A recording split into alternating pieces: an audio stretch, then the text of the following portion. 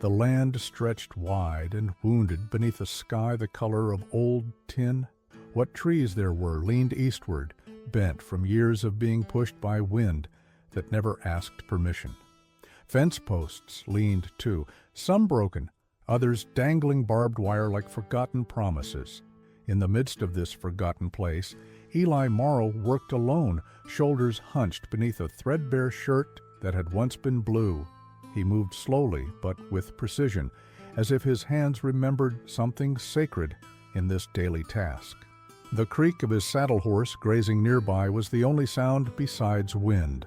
Grasshoppers clicked their bodies against dry stems, and in the distance, a hawk floated silent over the hills, its shadow dragging behind like a ribbon.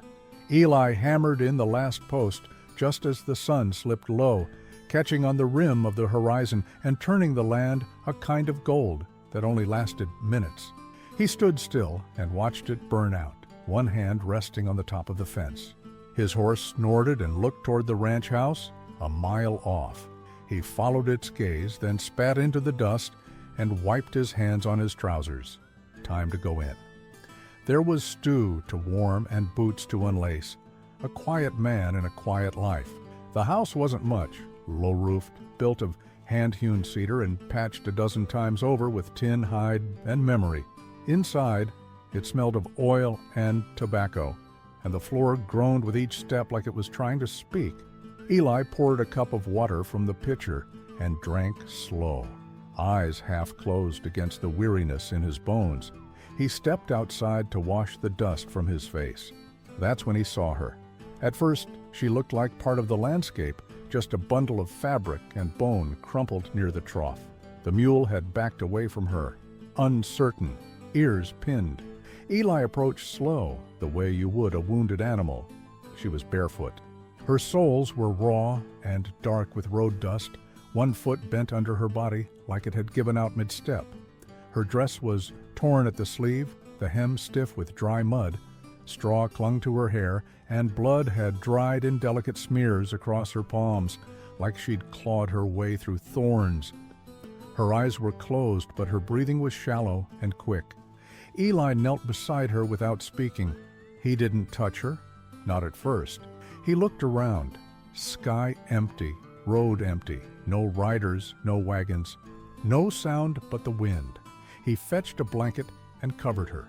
Then, in the slow, measured way of someone used to silence, he lifted her, light as a thing too long without food, and carried her inside. She stirred when he placed her on the cot in the spare room, a whisper of breath catching in her throat, but her eyes never opened.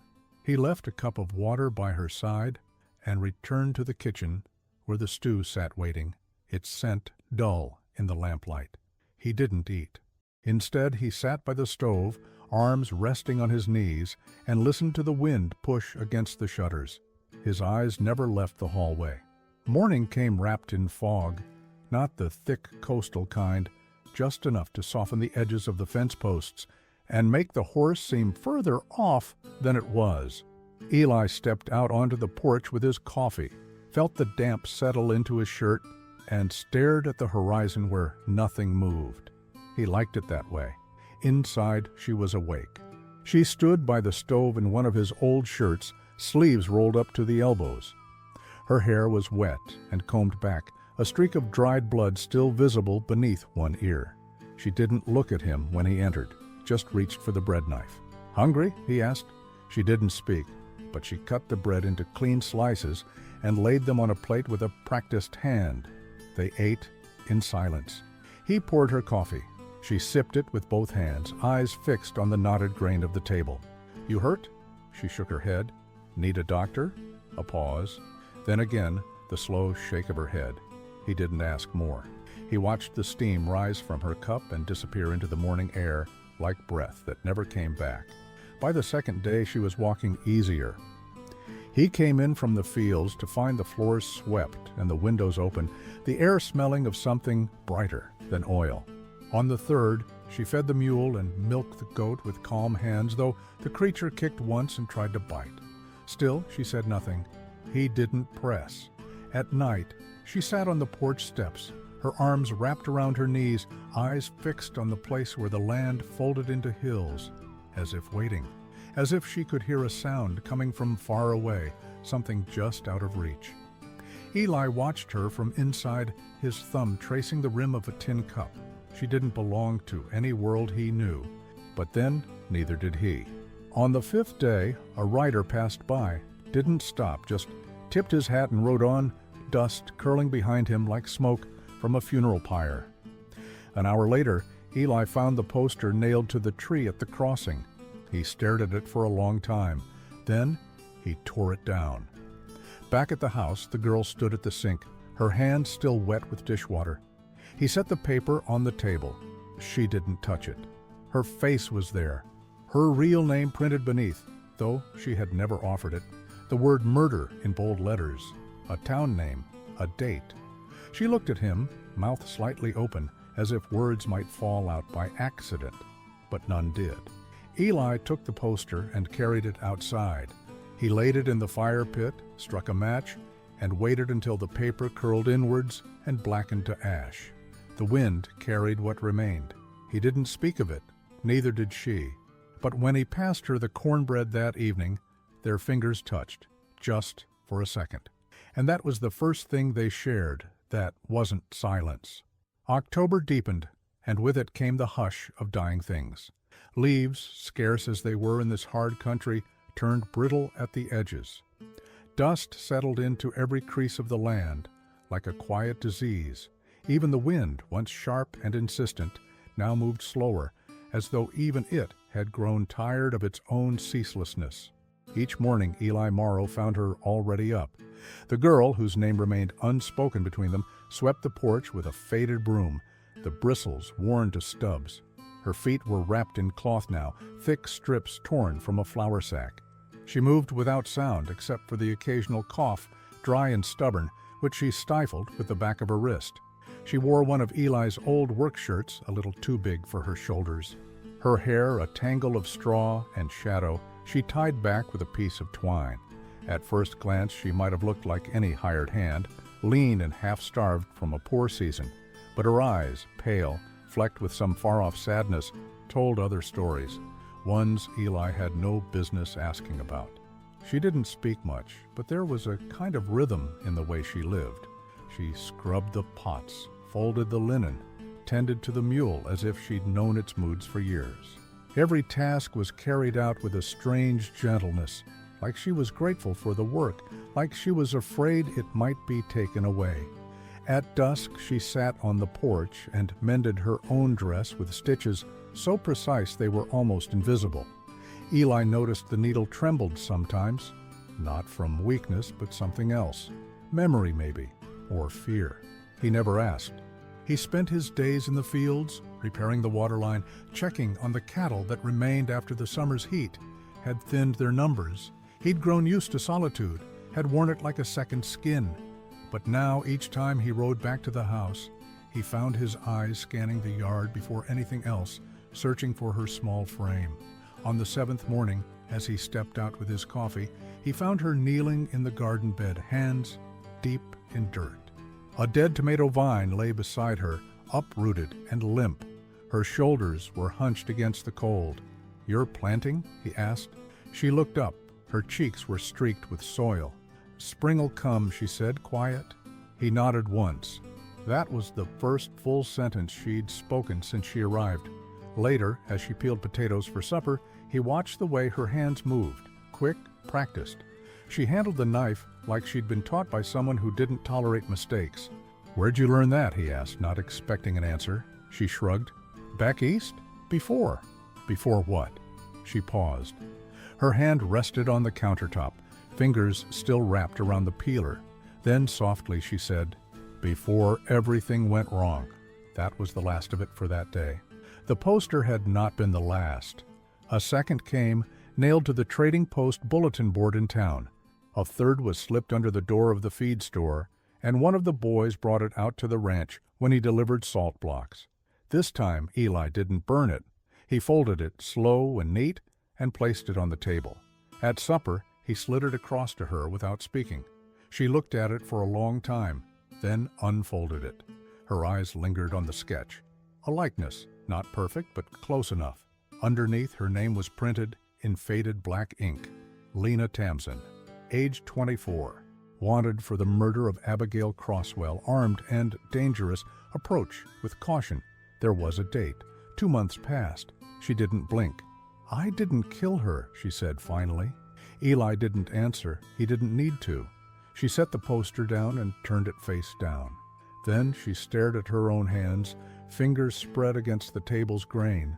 She was my employer, took me in after my father passed, gave me work, but folks in that house were cruel in ways they didn't think anyone could see. Her voice had gone thin, almost brittle. I saw too much. And when she turned up dead, they needed someone easy to blame. Silence pressed into the room. He poured more coffee, pushed her cup toward her. That was the only answer he gave, and it was enough. That night, thunder rolled far off in the hills, dry thunder with no promise of rain. Eli stood by the window, staring into the dark. She sat by the hearth, slowly mending the hem of her dress again. The fire was low. Between them, something had shifted, though neither named it. The next day, Eli gave her a pair of his boots. She hesitated, then took them without a word. They were too big, but she wore them anyway, grateful for the strength they lent her stride. When he returned from the range that evening, she had set a tin plate out for him, stew warm and thick with barley, a napkin folded by the fork. He looked at her. She looked back. It was a small thing, but in a world like theirs, small things meant more than anyone admitted. One afternoon, a preacher came up the road. He was the traveling kind, lean and sun-bitten, with a white collar that had seen better days. His horse was thin. His hands were soft. He asked for water, which Eli gave him. The girl stood behind the screen door, still as a statue. The preacher smiled too much. "She yours?" he asked. Eli didn't answer. Quiet type. "That's fine." He sipped the water, wiped his mouth with the back of his hand. "You might want to keep an eye out.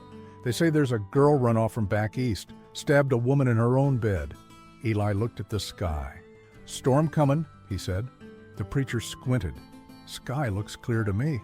"Still," Eli said, "you'd best be moving on." The preacher left a slip of paper beneath the water cup. When Eli picked it up, there was a name, a location, a court date. He showed it to her after sundown. She stared at it in the lamplight. The same name from the posters. A summons for trial in White Fork. Her fingers curled around the paper, tight enough to crumple it, then loosened. She didn't cry. She just looked at the flame of the lamp, and something inside her seemed to go quiet. Eli didn't say anything. He went out to the barn. He stayed there all night. In the morning, she found him in the field, hammering a loose board into the side of the corral. He didn't look at her when he spoke. "We'll go." Just that, nothing more. She stood there for a moment, hair tangled by the wind. Then she nodded once and turned back toward the house. That night, Eli packed a small satchel, 2 shirts, jerky, and a flask of water. He laid it by the door. She stood at the hearth, staring into the ashes, the hem of her dress between her fingers again. No words passed between them, but something had already been said. The journey began in silence. Eli Morrow rode out at dawn, the girl behind him on the mule. The saddle creaked with every step, the animal slow but steady. Behind them, the ranch shrank into a blur of gray wood and dry earth, swallowed by the low hills. Neither looked back. The road to White Fork was narrow and seldom traveled. It wove through arroyos, where the wind echoed like whispers through bone, past cottonwoods that had gone pale with drought. Overhead, the sky hung heavy with early autumn light, muted, endless, and cold. It was the kind of sky that made men question their own smallness. They rode most of the day without speaking. The rhythm of hooves on dirt filled the space between them. There was no hurry in Eli's movements, only deliberation. He knew each curve of the land, each cluster of rocks where snakes might worm themselves, each dry stream bed that still remembered spring water. He stopped only once, just after midday, where a crumbling chapel stood alone at the crossroads. Its bell tower had long since collapsed, but the iron bell itself remained, half buried in dust. Lena climbed down first, her legs stiff. She stood by the bell, brushing its edge with her fingers. "What do you think it sounded like?" she asked softly. Eli was crouched by the mule's saddlebag, pouring water into a tin cup. He glanced up. "Heavy." She nodded. "Like something that'd wake you from a dream." He handed her the cup. Their fingers didn't touch this time, but they paused near enough to feel the warmth. They camped that night under a crooked juniper tree. Eli made a small fire, low and controlled, more for the ritual than the heat. Lena unwrapped a biscuit from cloth and shared it without being asked. They didn't eat much. Hunger had become more of a memory than a need. She sat with her back to the tree, arms wrapped around her knees, eyes reflecting the flicker of the fire. Her voice came after a long silence. "You ever been to court before?" Eli shook his head. "No." She nodded slowly. "I have, once. I was 14. My brother got caught rustling. Judge didn't even let him speak. Sent him to Yuma. He died out there. The wind picked up then, blowing sparks sideways. Eli poked the fire with a stick, watching the embers float up and vanish. "They'll say things about me," she said. "Things that sound real." He didn't answer. "I'm scared," she added, barely audible. He looked at her then, just looked, and the weight of his gaze seemed to steady her more than words ever could. "You don't have to come in with me," she said. "I know." She leaned back against the tree and closed her eyes, and Eli sat there, watching the fire die slow, while somewhere far off in the hills a coyote called once, then fell silent. The closer they drew to White Fork, the more the land changed.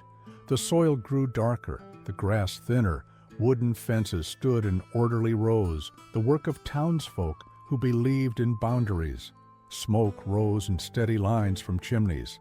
The sound of wagons on cobblestone began to replace the hush of dirt roads. White Fork was not large, but it was clean, orderly. Its buildings were whitewashed and square, its streets swept. Even the horses tied outside the saloon seemed dignified, heads bowed like gentlemen. A pale courthouse sat in the town's center, with tall columns and a bell that had not rung in years. Lena dismounted with care, smoothing the front of her dress. Her hair had been braided that morning, low and neat, with a strand of twine still wrapped at the end. Eli walked beside her toward the courthouse steps. No one greeted them, but a few eyes watched from windows, from the narrow slits between curtains. Inside, the courtroom smelled of polished wood and dust. A single oil lamp hung from the ceiling, flickering yellow against the high walls. The benches were mostly empty, just a few townsfolk, one man in a hat too fine for this place, and a woman in mourning black who dabbed at her eyes every few minutes without tears. The judge was already seated, graying, clean-shaven, face unreadable. He gestured for Lena to step forward. Eli remained standing at the back. She walked with slow, even steps. Her hands didn't shake. The man in the fine hat stood to speak. He called her a servant girl of unstable temperament, claimed she'd fought with the victim, that there had been money missing, that she was found with blood on her hands. The woman in black sobbed into a lace handkerchief. Lena didn't interrupt, didn't protest. When asked to speak, she simply said, "I didn't do it." The judge frowned. "That's not a defense, Miss Tamsin." She lowered her head. Eli stepped forward. The judge looked up. "You are?"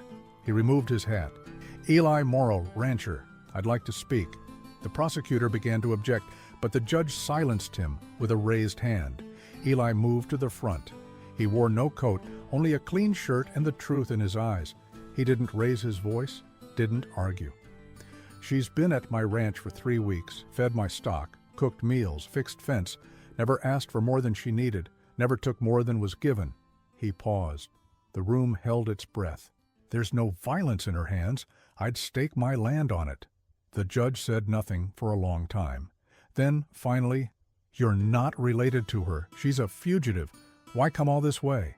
Eli looked at Lena, then back at the judge. "She don't belong to anyone, but she belongs out there with the sky above her, and work in her hands. That ought to count for something." The silence in the courtroom was complete. Even the woman in black stopped dabbing her eyes. No verdict was spoken aloud. The judge merely closed his book and stood. "I'll consider it," he said, and stepped out through the back door without looking at anyone. The townsfolk filtered out soon after, whispers trailing behind them. Lena and Eli stood alone in the empty courtroom. Neither spoke. Then she reached out, just barely, and touched the sleeve of his shirt. It was the smallest gesture, but it felt like the ringing of that old chapel bell, deep and heavy, and full of something neither could name. Morning in White Fork came slow, as if the town itself hesitated to rise. Smoke drifted from chimneys in thin lines that blurred against the pale sky. The streets were still, save for a boy sweeping dust from the front of the mercantile and an old woman pouring feed to chickens behind a wire fence. The courthouse loomed quiet in the center of it all. Pale stone turned gray in the new light, windows dark with waiting. Lena sat on the edge of the narrow cot in the upstairs room they'd been given by a quiet widow named Ruth. Her boots were by the door. The same twine still held her braid in place. She ran one hand along the hem of her skirt, smoothing the fabric not because it needed smoothing, but because she needed something to do with her hands. Downstairs, Eli spoke in low tones with Ruth. He didn't say much, never did, but Ruth nodded, understanding more than he gave voice to. She was the kind of woman who'd buried 2 husbands and didn't waste words on comfort. By the time they reached the courthouse steps, the town was waking. Doors opened, eyes followed. Lena walked ahead of Eli, her shoulders squared, steps steady. She didn't look back, not even once. Inside, the air had weight to it, thick with dust and old judgments. The benches were fuller now, men with hands like meat and eyes like stones, women in tight-laced dresses, mouths pursed with inherited disdain. A boy with ink-stained fingers scribbling in a notebook for the local paper. A deputy leaned against the back wall, arms crossed, badge dull with use. The judge entered through a side door. He wore the same expression as before, flat, unhurried, like he could see through every person in the room and found none of them worth chasing. The trial resumed without fanfare. First came a man named Alden Crosswell, the brother. He wore a fine wool vest, the kind cut to show money. He adjusted his collar before speaking and kept glancing at the townsfolk as he gave his testimony. My sister Abigail was a good woman, generous, devout, took in Miss Tamsin out of charity, gave her a place to stay, paid her fare. His voice trembled just enough to suggest grief. And what did she get for it? A knife in the throat. My sister bled out on her own bed. Lena sat still, no movement, no blink. She stole jewelry, cash. Gone by morning, sheriff found footprints leading west. He gestured at her with a slight twitch of the chin. She ran. Guilty men run. So do guilty women. Next came the cook, a woman with swollen hands and a voice like river gravel. She always had that quiet way, gave you the shivers, wouldn't look you in the eye. Did you see her kill anyone? No, but I saw her sharpening that knife. Back porch, like she had something on her mind. Eli's knuckles tightened around the brim of his hat. Then, silence. The judge nodded. Defense may present. Eli stood, alone. He stepped into the witness stand, placed his hand on the book when asked, though he didn't swear an oath aloud. He just nodded once. The room shifted slightly, as if it knew something different had arrived in it. The prosecutor didn't bother with objections. He'd seen Eli before. Men like that were hard to argue with. State your name. Eli Morrow. I run a ranch 30 miles west. Been there near on 20 years. And your relationship to the accused? He paused. Then, she came to my place half dead, feet torn, didn't ask for help, but took it with quiet. Been there since. Did she confess to the crime?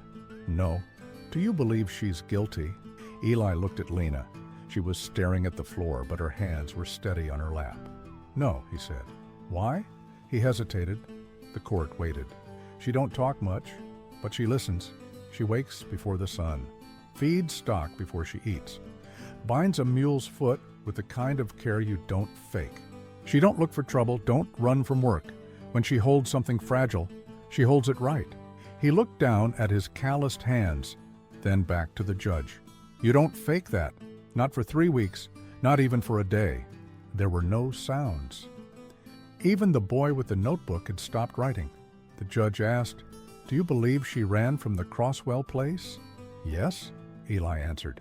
Gasps rose. Even Lena looked up. He kept going. Yes, but not 'cause she killed anyone. She ran 'cause she saw what others didn't. Ran 'cause she knew no one would listen if she stayed. The judge's eyes narrowed. Saw what, Mr. Morrow? Eli didn't answer. Instead, he looked at Alden Crosswell, and Alden shifted in his seat. Then Eli looked back at the judge. I wasn't there. I can't swear what happened in that house. But I can swear to the kind of person she is now. And if you throw her in a cell, you'll be killing something honest that don't come around too often. He stepped down. The room exhaled. The judge stood. I will deliberate. He walked out. No gavel, no pronouncement, just the click of his boots down the hallway and the door swinging shut behind him. Outside, the sky had turned pale gold. The wind picked up dust from the road and pushed it along the boardwalk in soft gusts. Lena stood beside Eli on the steps. Her hair had come loose from the braid, strands curling against her cheek.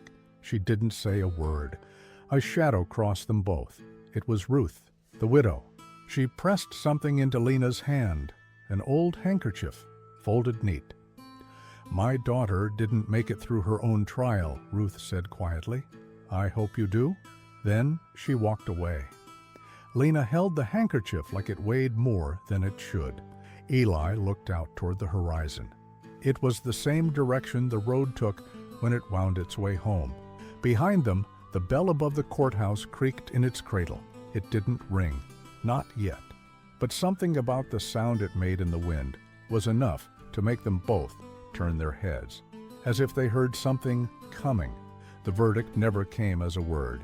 It came as a quiet gesture. A clerk descending the courthouse steps with a folded note and a nod from the judge's chambers. No audience. No final hammer of judgment. Just paper, handed to Lena without fanfare. Its message brief. Her presence no longer required. And the matter considered resolved. No guilt spoken. No innocence declared. A silence between both. Eli watched her read it, her face unreadable as stone. She blinked once, then folded the note and tucked it into the pocket of her dress, the way someone might keep a feather found on the road, delicate, weightless, inexplicably important. She looked at Eli, and for a moment the world around them dissolved. The courthouse, the men with eyes too sharp, the echo of accusation. All of it fell away, replaced by the sound of the wind brushing low against the buildings and the slow breath of two people with no names left to protect. They left before anyone could ask questions. The mule waited where they'd left it, tethered to a fence post beside the chapel near the edge of town. Its ears twitched at their approach, as if it had known all along they'd be coming back. Eli helped Lena up into the saddle without speaking. She took the reins, and he walked beside her, one hand on the mule's bridle, guiding it out toward the edge of town, where dirt swallowed up stone, and the road turned back to the land they both remembered. No one followed. White Fork fell behind them like something from a fever dream, its walls too pale, its order too clean. The wild, imperfect world awaited ahead, fence lines broken by time, mesquite trees scarred by lightning, dry creek beds filled with memory, and dust. They traveled slow. There was no need to hurry. Midway through the second day, Lena leaned back in the saddle and closed her eyes. The sun lay soft across her face. Her braid had unraveled again, wind tugging strands loose until they danced across her cheekbones. Eli glanced up at her from where he walked and noticed she wasn't asleep, just quiet, breathing slow, like someone learning how to exist again. That night they camped near a hill that overlooked a field of brittle grass. The sky was wider there, the stars old and familiar. They didn't light a fire. Instead, they sat close beneath a wool blanket, the mule dozing nearby, its breath rising in small clouds. Eli handed her a piece of jerky. She took it, chewed thoughtfully. After a while, she said, "Back there, when they said those things about me, I wasn't sure I'd ever see this again." Her voice was soft, nearly lost to the night. The sky, the quiet, all of it. He didn't answer, but he looked up, and so did she. A hawk circled overhead the next morning, just as they crested the last ridge before the valley. It moved slow, wide loops in the blue, circling something unseen, or perhaps just enjoying the way the air felt under its wings.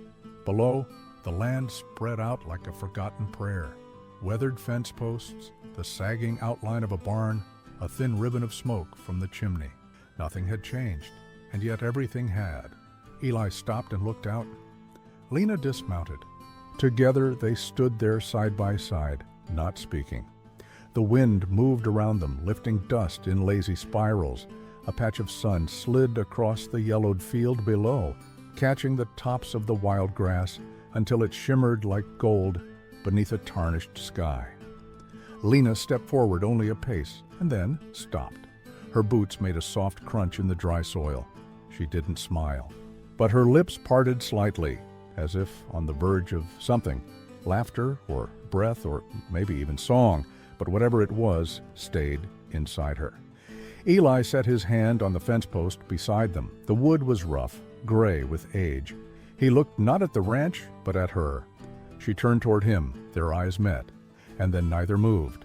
The silence between them stretched, not heavy, not hollow, but full of something too deep to name. Like a bell that had rung once, far off, and left its echo suspended in the air. And in that moment, neither justice nor judgment mattered. Not the weight of past crimes, not the cruelty of names, only this: a woman no longer running, a man no longer alone, a patch of earth beneath their feet that belonged to neither and both. Somewhere, the hawk vanished behind a pale cloud, and the stillness that followed was not empty. It was peace.